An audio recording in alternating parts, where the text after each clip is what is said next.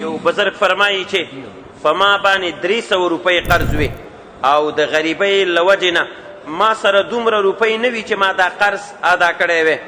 اتفاقا د یو عالم په مجلس او په درس کې مې دا حدیث واورېده چې څوک د خوراک نه مخکې او د خوراک نه وروسته لاسونه ومینځي الله جل جلاله به د ده غربت لرې کړي.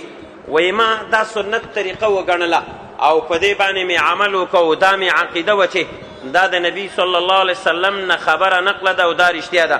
په څو لنډو ورځو کې الله زما قرض خلاص کړ چې کله مې دا عمل شروع کړ. نو د نبی صلی الله علیه وسلم په سنتو طریقو کې ګټې د دنیا هم شته دی او د آخرت هم شته دی.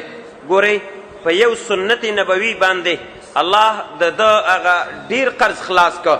نو که په دې وخت کې د نبی پاک علیه السلام په سنت طریقه باندې یو څوک عمل وکړي الله به د دنیا او د آخرت مشکلات حل کړي. تعلیم الاسلام رادیو